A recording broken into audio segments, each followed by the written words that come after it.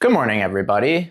Today, I'm here with a really special video about reflection on my first year of running and everything that I did wrong. And trust me, there's a lot that I did wrong. There's probably even more than I included on this list, but this is what I could brainstorm off the top of my head of the biggest mistakes that I made. So I have a little list right here. Hope you don't mind me reading off it. That way I won't forget what I've written down. So first one was doing too much too fast. In the first couple of weeks to month of running, immediately picked up plantar fasciitis, or plantar fasciopathy as it's better understood to be. That hurt a lot. It was in both feet, and I still ran through it for almost the entire time. So the first one is doing too much too fast. That's what led to the plantar fasciopathy and a bunch of other little tiny gripes and niggles here and there, but that was the big one. The second mistake that I made was continuing to run through it, right? I don't know, I have a tendency, as do runners generally speaking, to push through the pain, right? And that's great. That's a great quality. You can do that, but sometimes, that could go horribly wrong. I could have developed an even more severe case of plantar fasciopathy. I could have been out for well over a year. And at the time, the rationale behind deciding to continue running, despite knowing that it's a bad idea to continue running, is that at the time, I wasn't confident in my ability to continue running at all. Since I had taken such an extended period of time off from running in my life. I hadn't run in, it was like almost 15 years. It was since high school that I hadn't run. And so it was like 12 or 13 years in between the last time I had run consistently and what had become a consistent hobby, right? I had done it for a few weeks and then I picked up this injury, but I was like, if I stop now, I'm going to stop, right? If I were a more experienced runner looking back on that period of time today, I would absolutely today make the decision to at least take a week off to try to recover. Because it was a risky gamble that in the end ultimately paid off and I was able to solve my plantar fasciopathy. But very big mistake that I made as a runner. And this is a mistake that a lot of runners make. They go out too hard, they pick up an injury, and then they push through that injury, or they don't, and then they fall off of running. But, you'd rather take care of your body. So very common mistake to make. The next mistake that I made, and it all connects to this very early chapter of my running, is I was wearing primarily barefoot shoes. I started out on the Merrell Vapor Glove, which, to be completely fair to the barefoot community and to anybody that's considering running in zero-drop minimalist barefoot footwear, I was already well prepared I believed I was well prepared to run in these shoes because I wore them sort of as my daily walking shoe everywhere, to the gym, on walks, wherever I would go. It would be in a zero drop at a minimum, or completely like just rubber and no midsole type of shoe. And I think that overall I could have stuck with those if it wasn't creating such a strong pressure on the plantar fasciitis, in addition to just like my foot muscles altogether not being prepared for the running of it all. Running uses different muscles across your entire body and in your foot than walking does, right? So especially being a forefoot striker, I'm not using the same motion that you would use to walk, which is like a heel to toe. So big mistake. Shouldn't have started in barefoot shoes, especially starting with the amount of mileage that I started with. That's not a shot against barefoot shoes. I still do run barefoot occasionally on the turf at the track, and I think there's a place for every type of footwear. And I do think that overall, we are all weakening our foot muscles by wearing these beefed up, highly stacked shoes. Now, I run in everything. I run in those beefed up, highly stacked shoes, and I attempt to run in more minimal options as well. But at the very beginning of your running journey, I don't think you should do the barefoot running. Don't go down that rabbit hole until you're more experienced, because it rewards a more experienced runner more than it'll reward a newer runner. Bad nutrition. Yeah, at the time I was doing whatever. I was literally not even thinking about food, because it never was about weight loss for me. It's still not about weight loss. I'm chasing consistency. I'm chasing process. But at the time, like, I had no reason to eat healthy because I was not really even sure I was ever going to run a marathon. That's how this started. I just want to run consistently. I just want to get back into that hobby. That's all that I'm really looking for out of running, is to do it more consistently. And then about a few weeks into it, it's like, wow, I really, I know it was only a few weeks. Maybe it was like a month into it. I was like, I'd really like to run a marathon. That's the idea here, right? Because I was always in high school a distance runner for about 2 years. And I was always on the 5Ks are too quick of a race side of the distance running thing. I liked mileage even back then. And so coming back to running, I knew I would like mileage, which is part of the reason I ramped up too quickly. These are the things that play into your head when you're making these beginner mistakes. Like, oh, I did that before, I'm going to do it again. But I didn't eat really. I just ate, Culver's burgers and ice cream because I was out in Colorado at the time, and it's the most delicious fast food chain in the world. And, I would just be, cookies, cake, snacks, bunch of stuff that doesn't lend itself towards healthy, bodily shape and good running, supported like carbs, like healthy carbs. I would eat very unhealthy carbs as well as, fats and just really whatever I could get my hands on. I was very hungry because starting a new running hobby after you're used to going to the gym for so long, and as well as the fact that I was still going to the gym 5 days a week to lift, I was just like a vacuum sucking up everything in my orbit, and I didn't really lose any weight for a very long time. But I did start to get into shape, and gradually, very gradually, my nutrition has turned a corner towards being on the healthy side of normal, right? But yeah, nutrition was a train wreck at the beginning of this journey for me. Yeah, the next one is really, I don't know if anybody else has done this. This is pretty particular to me, I think, but I was structuring my training in a month-over-month bracket versus a week-over-week bracket. So a lot of runners, when I was starting out in the first year of my running, were like, what's your weekly mileage? And I was like, oh, I don't do weekly mileage. That's silly. I do monthly mileage. And now you might be looking at me through this camera being like, what the heck is he talking about? Monthly mileage. I don't know. It just made more sense to me. I think I have a more high level view of things, generally speaking, compared to like a lot of people can see the big picture and a lot of people can see the fine details. I am a much more big picture person as far as like my professional life is concerned, my training is concerned. I don't really have I'll give you an example that's relevant to the stage that I'm at right now. This whole training block for this upcoming marathon in Florence, I haven't really been doing marathon pace work. And that's a decided decision that I'll probably look back at from a year from now and have a similar list to this saying like, why was I not doing that? The reason I'm not doing that is I know early on right now that I'm still a beginner. And I think we all are beginners, no matter what path that we're on in life.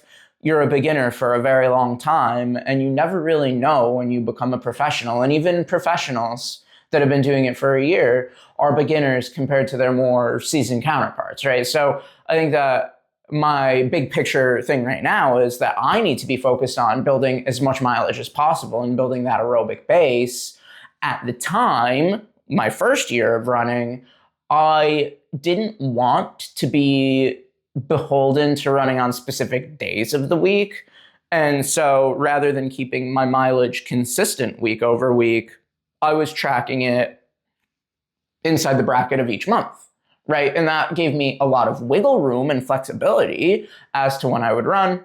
And also, I was still incorporating on a very regimented schedule lifting as my primary form of physical activity. So it was to accommodate what I was prioritizing over running, as well as it just didn't make sense to me that you could track running week over week. And the next mistake that I made, which is not having a set schedule for running, is another component of this, where that is a mistake, I believe. I think I should have had, reflecting back on it, it would have been beneficial for me to have a set day per week that I was running. So whether that's Monday, Wednesday, Friday, Sunday, or whatever, I don't know. It doesn't matter. What I was doing though, right? Remember, I was going month over month, not week over week. I was also going in terms of days on versus days off. So I was going 3 days on, 1 day off, 3 days on, 1 day off,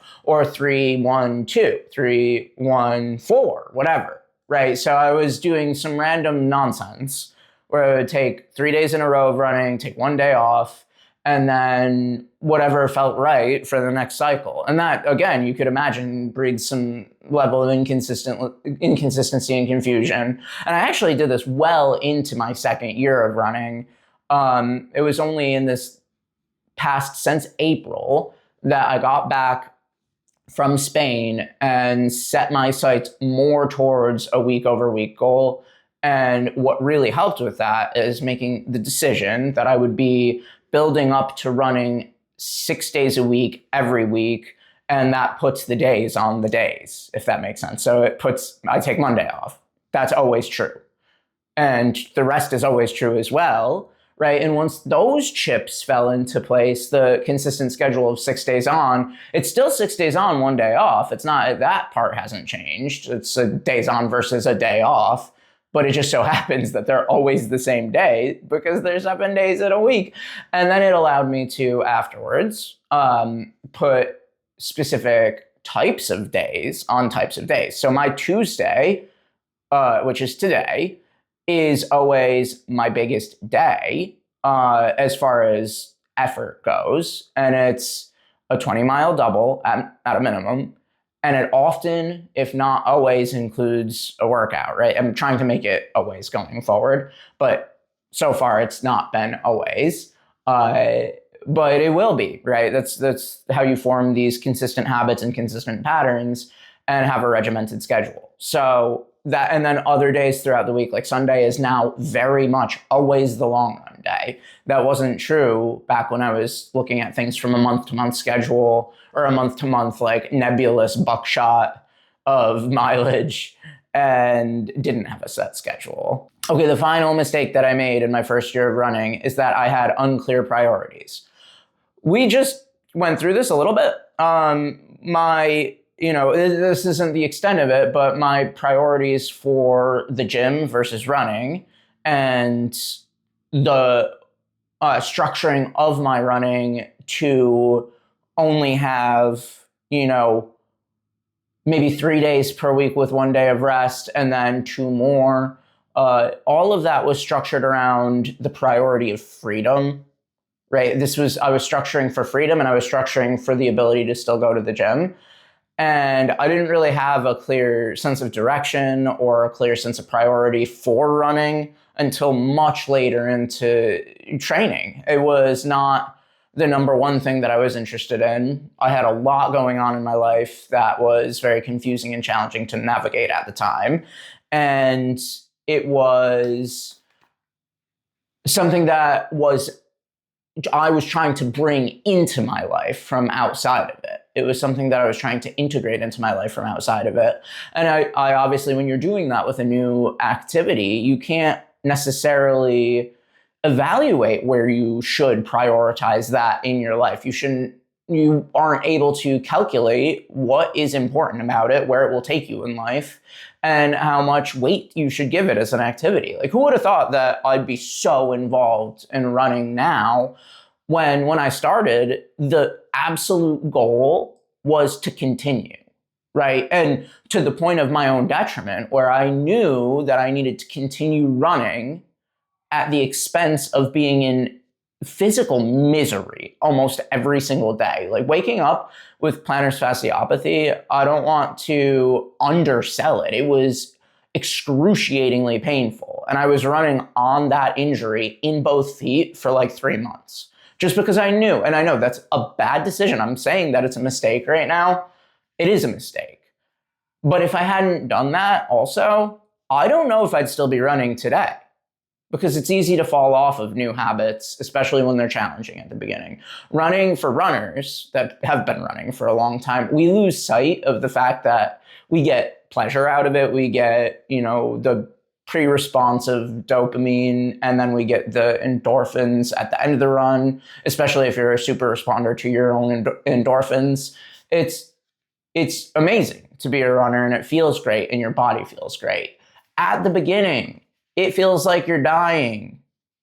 And people that look at you saying like, well, I can never run a marathon. I can never run a half marathon. It's because their experience with running is that it felt like dying. And it does at the beginning. And that's how it felt for me, right? And so I didn't prioritize it.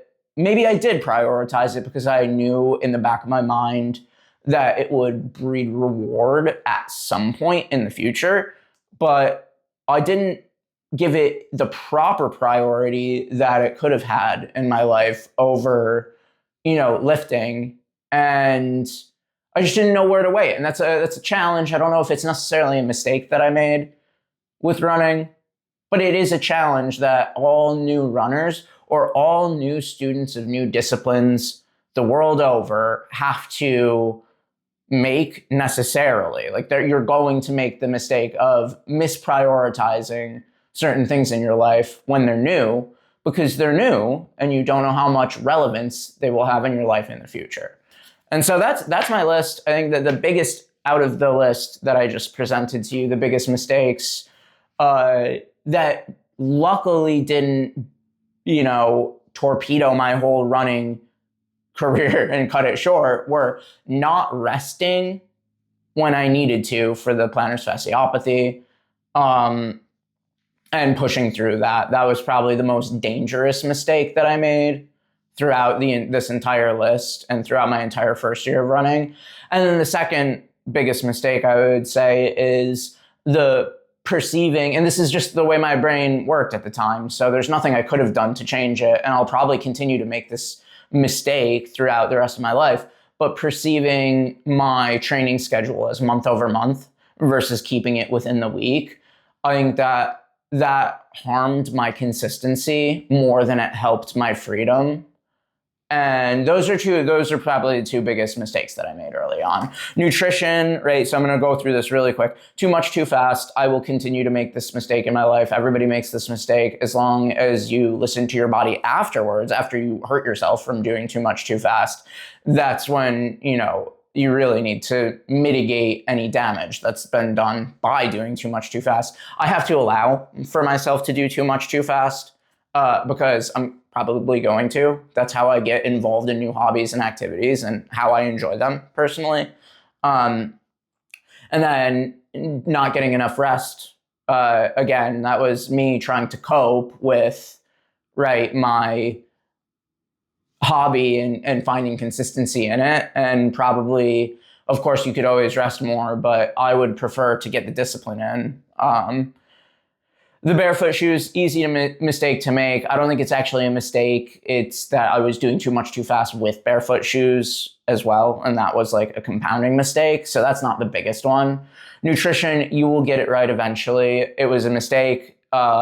And I'm still making mistakes. I ate like 5 cookies yesterday because we had an office wellness retreat and they had unlimited cookies. And it's just not like, I need those calories.